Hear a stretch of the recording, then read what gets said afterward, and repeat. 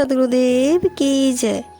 साधु के संग से साधु ही होत है, जगत के संग से जगत होई। साधु के संग से परम सुख पाइए, जगत के संग से जन्म होई। साधु के संग से सकल सुख साहबे, जगत के संग से दुख भारे। कहे कबीर यह सत्य का शब्द है, सुनो रे जीव नर हो नाए।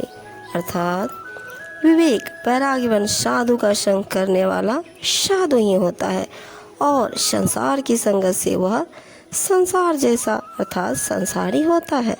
साधु के संग से ज्ञान भक्ति एवं ध्यान साधना की सीख मिलती है, जबकि संसार के संग से मन में मोह अज्ञान उत्पन्न होता है। प्रयोगात्मक ढंग से यह बात भली भांति समझ ले कि साधु के ज्ञान सत्संग से अपने ऊपर साधु के व्यवहार परमार्थ की साधुता का रंग चढ़ता है तथा मन में साधु के नाना सद्गुणों का समावेश होता है। फलतः चाहे वेश बदले या ना बदले, परंतु भाव स्वभाव साधु होता जाता है। संसार के संग से अज्ञानवश संसारी विषयों में आसक्ति होती है, अपने आप में संसार के विभिन्न दोष विकार आते हैं तथा समय के साथ सांसारिक प्रवृत्ति बढ़ती जाती है।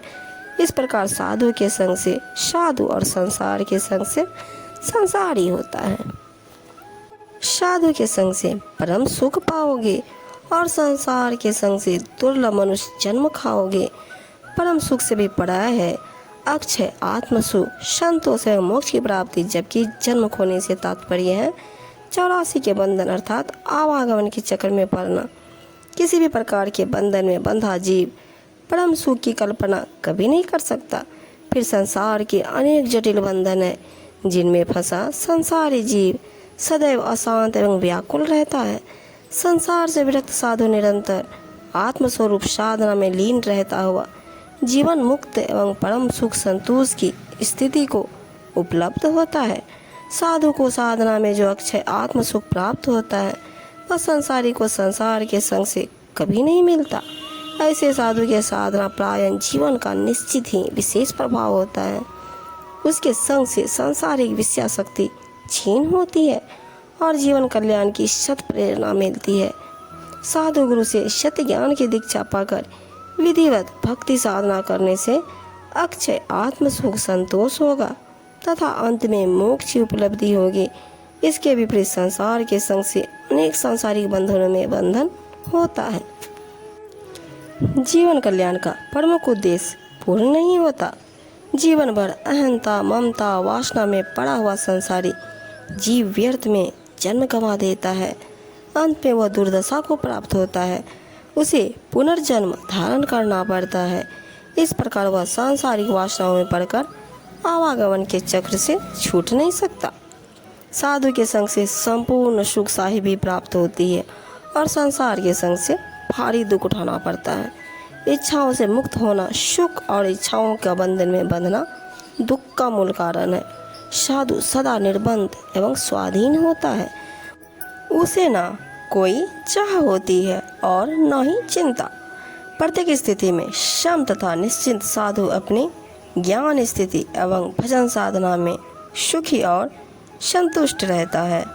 साधु के संग से अंतर्मन प्रेरित होकर तुच्छ सांसारिक कामनाओं का त्याग करके ज्ञान भक्ति द्वारा परमात्म सुख पाने को अति उत्सुक होता है। उस साधु गुरु के निर्देशानुसार ज्ञानाचरण में स्थित ध्यान साधना करता हुआ साधक निज आत्म साक्षात्कार के परम सुखानंद को प्राप्त कर कृतार्थ हो जाता है। फिर उससे कुछ पाना शेष नहीं रहता।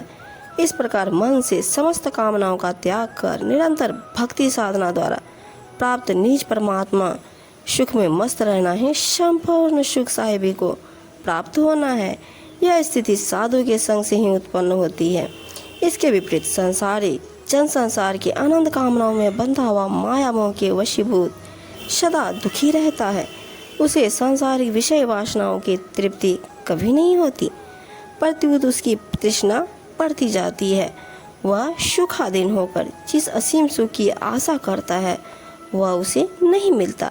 इसके विपरीत उसे भारी दुख झेलना पड़ता है। वह जो पाता है उसे यहीं खो देता है और उसके वियोग में आगे सदैव प्रीत रहता है। अंत में अपनी सभी आकांक्षाओं का भारी दुख भार उठाए वह संसारी जीव खाली हाथ संसार से विदा हो जाता है। सदगुरु कबीर साहब जी कहते हैं, हे मनुष्यों सुनो, यह सत्य का शब्दोपदेश है। साधु का संग सदा सर्वदा सुखदा एवं संसार से उद्धार करने वाला होता है, जबकि संसार का संग सदा दुखदायी एवं आवागमन के चक्कर में डालने वाला होता है। यद्यपि साधु और असाधु आदि सभी जीव संसार में आते हैं, संसार से बाहर कोई नहीं होता।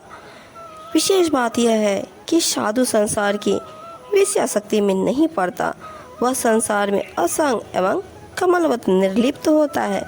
इसलिए साधु को संसार से भिन्न कर उसके संग से संसार के संग की तुलनात्मक बात समझाते हुए उसे श्रेष्ठ एवं कल्याणकारी बताया गया है। संग के गुण दोषों का प्रभाव मनुष्य जीवन पर विशेष रूप से पड़ता है। जैसा संग वैसा रंग के अनुसार जो जैसा संग करता है वह वैसा ही बनता है। विवेकी साधु गुरु का संग सदैव सर्वोत्तम एवं कल्याणप्रद होता है।